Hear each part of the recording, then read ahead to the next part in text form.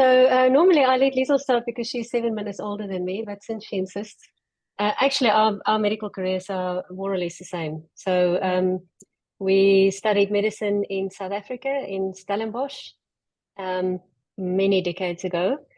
And from there, we, like a lot of South Africans, we decided to do a little bit of adventure in the UK. And there we did mostly emergency medicine and orthopedics, locums. We were there for almost 2 years. And then we got an offer to do a 5 month locum in New Zealand. So off we went for 5 months and we stayed for 17 years. Um, but actually, our adventure medicine, sports medicine career started in New Zealand because we did a couple of years of orthopedics there. And then Liesel convinced me to go to Nepal with her on a track. And I remember vividly sitting behind a rock at 5,000 meters in the Gokyo Valley, smoking a cigar. I don't know why we did, but we did. And we started talking about what we wanted to do for the rest of our lives. And we realized that it definitely wasn't hospital medicine. We didn't want to be in a hospital. So that's where we decided to do sports medicine. And we came back from that holiday. We were working in an orthopedic ward. And the next day, we handed in our resignations. And the day after that, a job came up in the ski resort in New Zealand, in the middle of the central North Island on a volcano. So we applied for it and we did that job for 4 years. 3 years. And from 3 years. And from there, we went down south to the South Island and we did another ski job there for another year. And then we decided we'll specialize in sports medicine. So it took us another 5 years to specialize in sports medicine. In between, we also worked for the military for a bit because the ski job wasn't enough to keep us going. So we job shared. In fact, at one stage, we were on the mountain. One of us was on the mountain one day, and the other one was in the military camp on the other side of the mountain. And then every day we would swap. So we knew all the patients in the military hospital, and we also knew, the job on the mountain really well. And then after we did sports medicine, we did another few years in New Zealand as sports physicians, and then ended up in Qatar, working in a sports medicine hospital. So this whole WIM thing came about because both of us have been working now in sports medicine, mostly hospital-based, but also outside big events. So we do a lot of event cover, and we did the FIFA World Cup, and we were involved in football World Cups for almost 15 years now. But we realized that we actually wanted to go back to our roots, the adventure medicine bit. We actually did a job afterwards. Before we started specializing in sports medicine, we got a job in Nepal again with adventure consultants. This is many years ago. So, and we actually job shared that one too. We worked in Everest Base Camp for a season and loved it so much. So yeah, this is kind of, we wanted to rekindle the passion for outdoor sports medicine, I should say. I don't think it's ever been a hindrance. It's certainly been a competition at times, but I think we've discovered throughout our entire lives that together we are stronger than each of us separate, if we put that together. So we've had great fun. We inspire each other and bounce ideas off each other, and so I think it's been a very synergistic relationship, very competitive, but competitive in a very nice and enjoyable way. So, and I do think it's quite special, I must say. For us, of course, it's completely normal, but I sometimes stop and I wonder what it would be like to not be a twin. How lonely that must be in life. Yeah. And we have so much more I fun. want to add to that. I think often people would say they have a partner or they have a friend that keeps them on the straight and narrow. And it's completely the opposite with Liesel. She doesn't keep me on the straight and narrow. She allows me to dream and fly, so she inspires me. So we will often come up with harebrained ideas just by talking to each other and egging each other on rather than grounding each other. So the grounding is done by other people. The husband. And that's really nice. It's nice to have somebody who can encourage you to do stuff that maybe other people would advise you against. I think being a doctor really helps, because as a doctor, you're never really completely down and out. So if push comes to shove, you can always find a job. You can do a locum somewhere. So that, to be honest, that's a massive safety net. But Mm. it is incredible how, if you just close one door, often another door opens. You know, a classic example is both of us have been involved in organizing medical services for the Football World Cup, the one in Qatar 2022, and then that contract finished. So then I've now been spending my time doing the WEM courses. And in the last one, where I was, in Nepal doing the mountain medicine course, as it turned out, they needed a doctor at Everest Base Camp while I was actually already on my way up walking to base camp. So it's just incredible how sometimes you just happen to be in the right place at the right time. But occasionally, if you don't close a door somewhere, you don't find yourself in that place. So if I had continued to work in the hospital, I wouldn't have found myself in that place. So you just have to sometimes say, look, I know I've got a good safety net. I just need to take a risk, take a leap of faith, and invariably something pops up. Maybe. I have to agree with that. And I think the other thing is also that I firmly believe there are opportunities all around us all the time. But when we focus on things, we close ourselves to those opportunities. We don't even look at them. We don't recognize them. And I think, and we've been talking about this a little bit, goal setting. When you speak to the business gurus, they always talk about you have to have goals and you need to set them in advance and you need to have your intermediate steps about how you're going to reach it. And I think that's wonderful for somebody who really knows exactly what they want to do. But I really think the side effect of that is that you cut yourself off from other opportunities. And so for me, in my entire life, I've tried not to goal set. I know more or less which direction I want to go in, but I want to keep my options open. And it's amazing if you just open your eyes, how many opportunities come up, So I think it's not really timing, it's not really coincidence. It's just that you allow yourself to really look and see what's around you. Yeah, and of course, people make all the difference. So many opportunities come up because of the people that you meet along the way, and they know of people who know of people, and it's a huge big network out there. You just have to tap into it. Some great parallels actually, because it's the concept that you have to. There's a great expectation that you will provide really world-class medical services, but everything is outside the hospital and the clinic. So you have to take people out of their comfort zone and make sure that they perform a good job, but without all the normal support and backup that they have. And yes, the hospital might be fairly close, but the bottom line is still that when you have to deal with people, it's outside of that comfort zone, and it's so and that's the logistics. I think that was the most interesting and challenging bit, is to work out all the logistics, with so many different people and so many different populations. So you've got the athletes, and you've got the support crew basically, and you've got the spectators, and they're all different types of groups, which I guess there's parallels with expedition medicine, because it's not just the elite athletes nowadays that goes on expeditions. It's people with chronic diseases, and they're not as fit as they should be, and so you have to deal with that part as well and plan for it.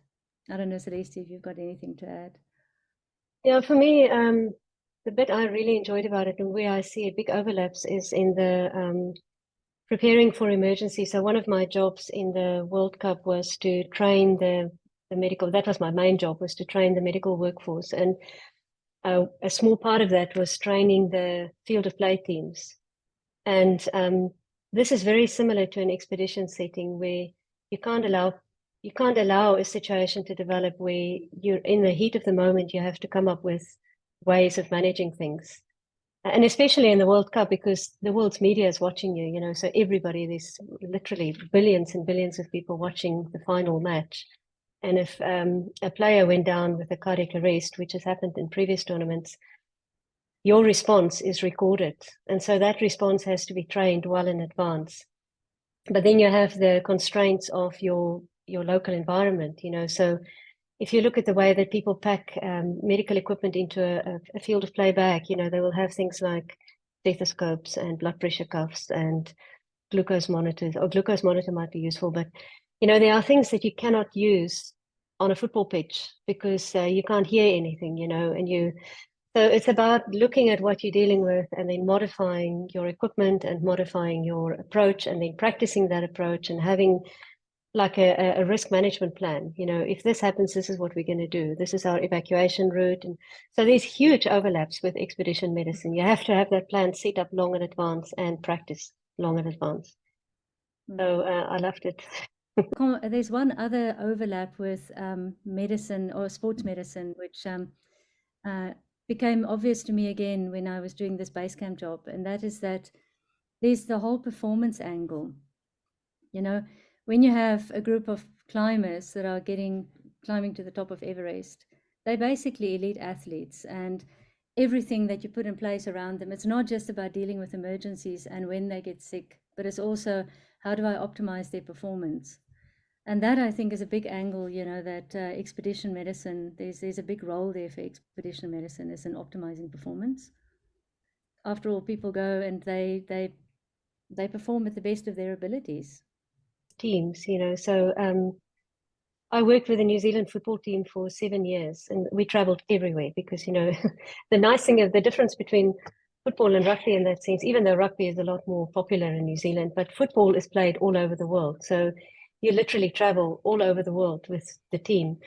And it was really interesting when I started doing these WEM courses, and I was looking, the very first course we did, the core concepts, and you had to do your risk analysis, risk assessment, and then your plan. And you're looking at all these things like where you're going to go, what are the local diseases there, what are the vaccinations that people require, how are you going to get your food, transport, what are the risks. We did all of that for the football team, so traveling with a team and traveling with an expedition is almost exactly the same thing. Your planning is basically the same. So there's huge overlaps there in terms of planning. And then, as Liesel said, then the performance aspect, which include things like how do you travel, jet lag, when your meals, when will you serve the meals, the rest periods, the downtime, how do you get them to relax or to recover? All of those things are applicable to expeditions too. And I think you can actually, as a medic, you can probably have a big influence on the quality of the experience that people have if you pay attention to those smaller details, maybe not in the big print, Ability to think outside the box.